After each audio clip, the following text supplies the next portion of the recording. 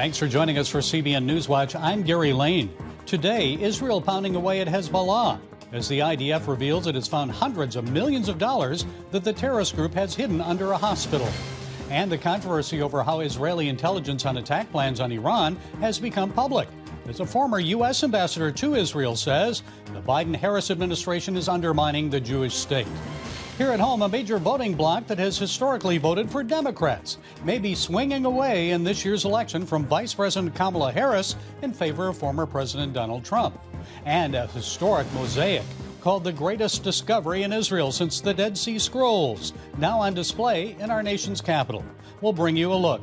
Those stories and more today on NewsWatch. This is CBN NewsWatch. We begin in the Middle East, where Israel is blasting Hezbollah positions in Beirut with airstrikes after warning civilians to get out of the area. Israel also says it has discovered hundreds of millions of dollars in Hezbollah funds hidden under a hospital. The latest attacks come amid the controversy over Israeli intelligence plans regarding an attack on Iran being made public. Chris Mitchell brings us the story from Jerusalem. While the U.S. Secretary of State makes his 11th visit to the regions since the start of the war began on October 7th, Netanyahu emphasizes that Israel is fighting for its existence. Today, the great nation of Israel shows the world how a nation needs to act when it's facing a danger to its existence, and looking the face of danger in the eye with peace of mind, and knowing what must be done and what can be done, and to be willing to enter the fray. Israeli leaders point to progress on both the northern and southern fronts. Israel's defense minister Yoav Gallant visited soldiers fighting Hezbollah along the Israeli-Lebanese border and told them Hezbollah is collapsing. The IDF says it's killed some 2,000 Hezbollah terrorists and wiped out 70% of their rockets. The IDF recently declassified intelligence about deceased Hassan Nasrallah's bunker. Israel did not attack the target because it's under a hospital in Beirut. IDF spokesman Daniel Hagari says there's still hundreds of millions of dollars in cash and gold inside. Directly under El Sahel Hospital, in the heart of Beirut, there are hundreds of millions of dollars in cash and gold inside the bunker right now. I'm calling on the Lebanese government, Lebanese authorities, and the international organizations. Don't allow Hezbollah to use the money for terror and to attack Israel. Israeli cabinet ministers reportedly have been briefed that its forces will soon launch a significant attack on Iran. But a possible leak in the U.S. has let some plans for its preparations slip. The White House is investigating how intelligence documents analyzing Israel's plans appeared on the Telegram messaging app Middle East Spectator, trying to determine whether the information was leaked or hacked. We're deeply concerned, and the president remains deeply concerned about any leakage of classified information into the public domain. That is not supposed to happen, and it's unacceptable when it does. Former U.S. Ambassador to Israel David Friedman charged the administration with undermining Israel. While world leaders are calling for restraint and Iran's leaders promise to retaliate against an attack, some Iranian citizens are hopeful Israel will take action. They're hoping that that attack from Israel would be the tipping point for their nation. Pastor Adam Gabelli works with many Iranians inside Iran and Canada and tells CBN News how they're praying about Israel's upcoming attack. I can't divulge many details because some of the ones that are in the land, we have to protect their identity. But they are really praying that Israel would be that force that would overturn what they've been suffering for the past decades. Chris Mitchell now joins us from Jerusalem. Chris, the former U.S. ambassador to Israel is blasting the Biden-Harris administration for leaking intelligence about Israel's Iran attack plans. So do we know if the fact that the info became public and it might change Israel's plans for a strike? Well, that's a possibility, Gary. many people are upset over here. They're not making too much of it publicly, but I know that privately it's a very serious security breach for them. They are keeping some of the plans even away from cabinet ministers. And we know that the Pentagon is investigating. And these are operational plans of Israel's attack. And what they are is actually showing what Israel is doing, not only with their missiles, but also their aircraft and kind of things that they've been planning for a possible attack. We do know that they're probably not going to attack the nuclear sites or the oil facilities. But we know from Yoav Gallant, the defense minister, said it's going to be a significant blow. There may be some surprises. They may be going after military sites and maybe even after some of the regime facilities. And as we saw in our story there, Pastor from Canada, it's very significant that many Iranians inside Iran as well as outside, they're praying that Israel would be that tip of the spear to bring the regime to a tipping point and maybe freedom from the kind of oppression they've had ever since 1979. Chris, the defense minister also says Hezbollah is collapsing. So what can you tell us about Israel's attacks against Hezbollah? Well, you know, inside southern Lebanon right now, Gary, they have 5 divisions. They've eliminated dozens of commanders, the training sites, tunnels, many of the rocket launchers and the rockets themselves. You know, thousands of them have been eliminated. And that really was some of the gun to the head of Israel that Iran had in case they hit the nuclear sites. They've also targeted dozens of Hezbollah sites inside Beirut. And the IDF is making the point their war is not against the Lebanese people, but against Hezbollah. And despite all the advances that Israel has been making right now, still dozens of rockets have been fired by Hezbollah as far south as Tel Aviv. And I have an app right now that's called Red Alert, and you get alerts almost all the day of rockets that have fired by Hezbollah into northern Israel and as far as central Israel. Well, what has the IDF told the public about their attacks on Hezbollah's financial centers, and what can you tell us about those hundreds of millions of dollars Israel says Hezbollah is hiding under a hospital? Well, obviously, they deliberately put it under a hospital knowing the IDF won't bomb it. But all this money is used to spread terror, to kill Israelis. And also, they make the point that it really threatens the Lebanese economy by smuggling Iranian money into Lebanon by the hundreds of millions of dollars. It devalues the Lebanese pound, and it makes the economy there in Lebanon even worse than it is. It's really a failed state and a failed economy. But what they're trying to do is cripple Hezbollah economically. That gets about $700 million a year from Iran, and also bring down Hezbollah, the financial infrastructure inside Lebanon, to really weaken Hezbollah. And maybe there'd be a tipping point in Lebanon as well that would be free of the influence of Iran and Hezbollah. Well, on another front, what do we know about who will replace Yahya Sinwar as the leader of Hamas? Well, we know right now what the Hamas is saying. That's going to be a senior council based in Qatar of 5 men, and there won't be a successor until next March when they have elections. The council includes a man named Khaled Mashal. Many people may know of him. He used to be the political head of Hamas. He's been indicted in the U.S. for his involvement in the October 7th massacre. He lives in Qatar in luxury. His fortune is estimated at about $4 to $5 billion. But they plan to keep the new leader, his identity when he's elected, secret to avoid assassination. There's really not a long life expectancy for some of these leaders of either Hamas or Hezbollah.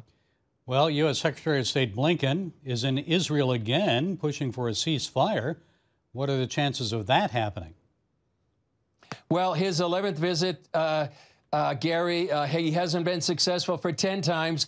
I think it's unlikely for the 11th time there'll be a ceasefire. Israel, I believe, Gary, is really resolved to finish its war goals.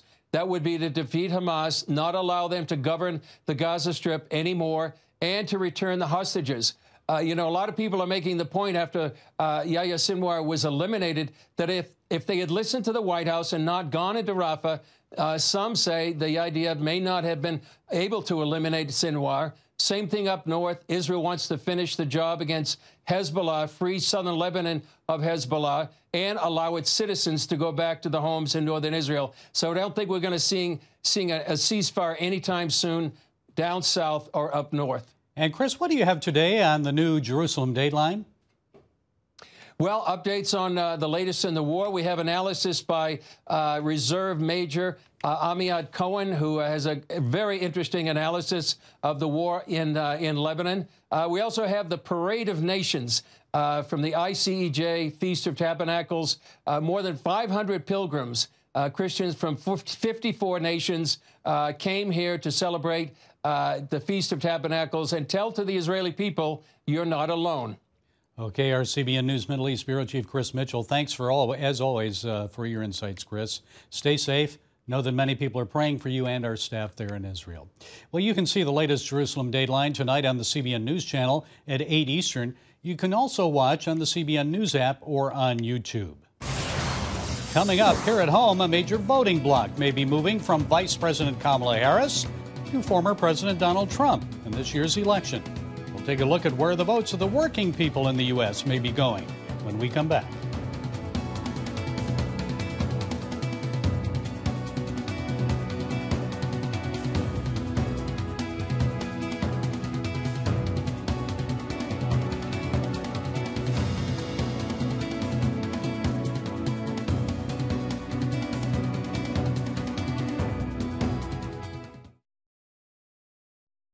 Introducing a brand new way to start your morning, the CBN News Quick Start Podcast. Each weekday morning at 7 a.m., get quick highlights of the day's important news. Then an in-depth analysis that goes beyond the headlines. Insights that matter to people of faith. Discover how God is moving around the world and here at home.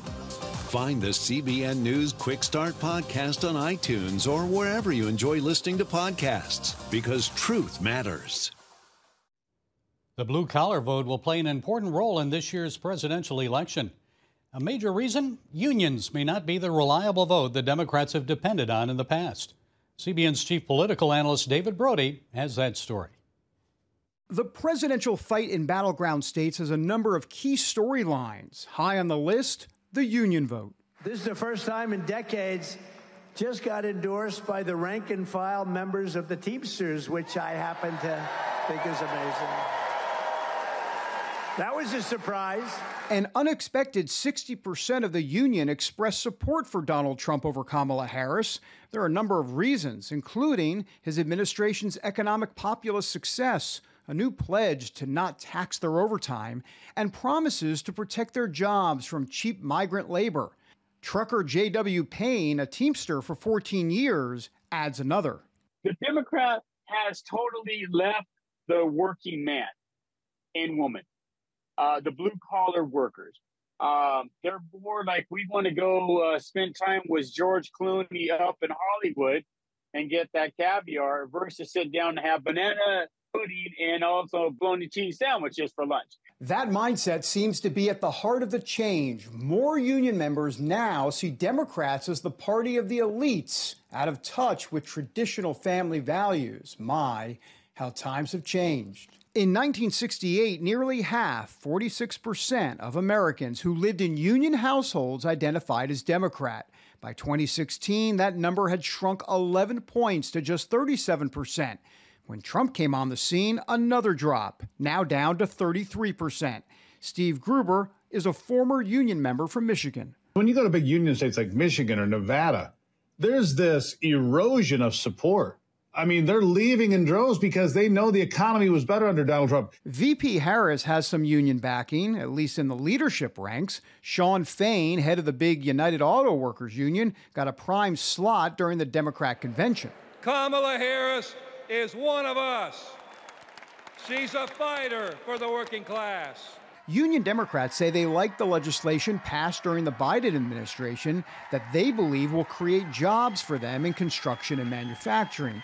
They also say Trump benefits the billionaire class. Plus, as president, He packed the courts and government agencies with anti-union judges and appointees. Harris made sure her first stop after joining the presidential race happened in Michigan at the UAW. You may not be a union member. You better thank a union member for the 5-day work week.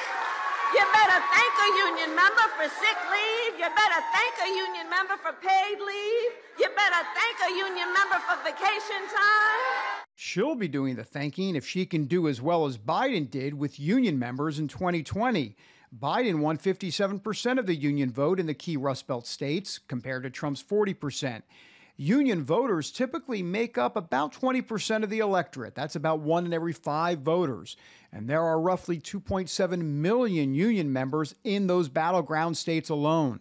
Former Michigan union member Tom Norton, who comes from a family of union members, thinks she could be in for a surprise this time around. This is the first step of a union really starting to shift to the Republican Party. As long as he can finish the job of showing how businesses and unions can work together, we're going to have a very fundamentally different and stronger Republican Party that's going to have old-fashioned blue dog Democrats with people that represent themselves more like Reaganites, and it's going to be a very strong party.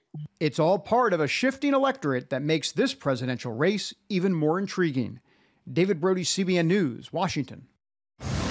Still ahead, it's been called the greatest discovery in Israel since the Dead Sea Scrolls. And you can see it right now in our nation's capital. We'll show you the Museum of the Bible's exhibit on the Megiddo mosaic. Tell you why it's bringing early Christian history back to life. Right after this.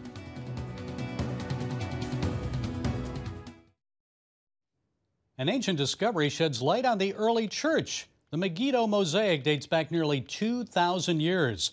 Experts believe it decorated one of the earliest Christian worship sites in Israel. CBN News Washington correspondent Michelle London takes us to the Museum of the Bible to show us this foundation of the faith. Here in the nation's capital, we're already seeing evidence of how this beautifully preserved 1,800-year-old Megiddo mosaic is bringing the start of Christianity back to life. Since its recent premiere here at the Museum of the Bible, curators say it's already drawn in thousands of visitors from all over the world. How we now have rediscovered it and can witness Christianity so far back. Behind each of these original artifacts lies a powerful story reaching across generations. It's kind of crazy, and how they just finally discovered it, which is pretty significant, I think. From teenagers to history teachers.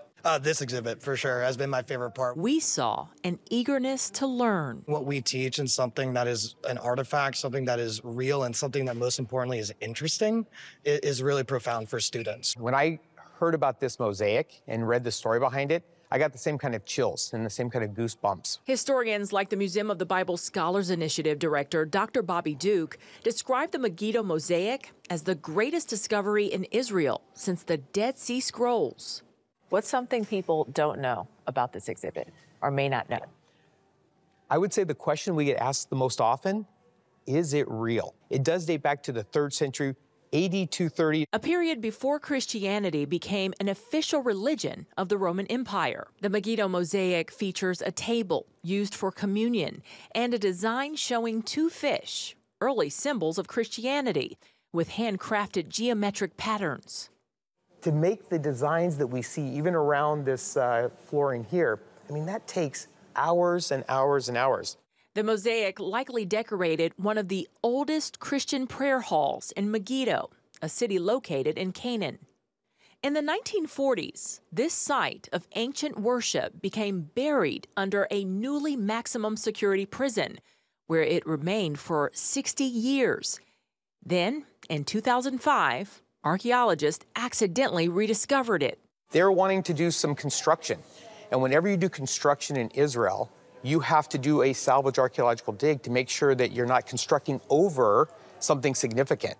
They carefully excavated the mosaic, hiding it securely in northern Israel, until flying it here for a first public appearance. Show us some of the exciting features, the inscriptions. So the first one right here is dedicated to a man named Gaianus. Historians say he was a Roman centurion who helped fund the mosaic floor and table, a rare show of unity between Romans and Christians. The second inscription describes some key women in early Christianity, while the third marks history. The table is dedicated to the God Jesus Christ. Now, this phrase, God Jesus Christ, is in the 5th line of the inscription, and it is actually in a shortened form, so the letters that have the lines over them, it is actually a respectful way to write those words. Dr. Duke believes these early writings are some of the first to show belief in the deity of Jesus, with this inscription from a Christian woman identified as a Keptis that reads, God Jesus Christ.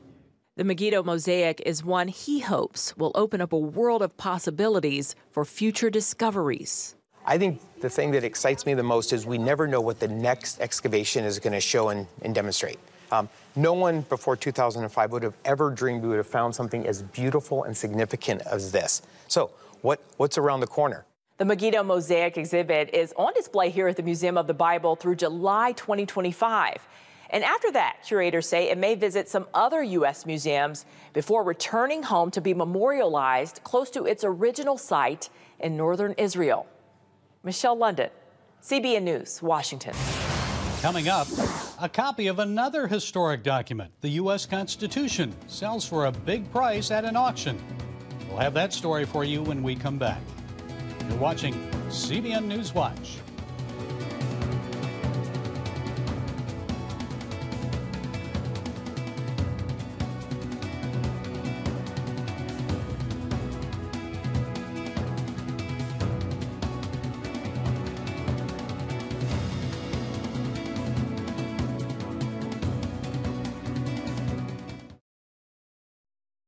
Download the CBN News app. One place for all of your news. Breaking news alerts. Watch CBN News Channel Live. CBN News, because truth matters. Get the CBN News app today. And finally today, a piece of American history just sold at auction for a hefty price. A 237-year-old copy of the United States Constitution sold for $9 million at an auction in North Carolina, 2 years after it was found collecting dust in a filing cabinet on a plantation in the state. The rare document is one of about 100 copies printed by the Secretary of the Continental Congress in 1787, and the only copy to be privately owned. Well, that's it today for this edition of CBN News Watch. Remember, you can find more of our news programs on the CBN News channel anytime or online with cbnnews.com. Also, tell us what you think about the stories you've just seen by emailing newswatch@cbn.com or talk to us on Facebook, Instagram, and X, which is formerly known as Twitter. We hope you'll join us next time. Have a great day.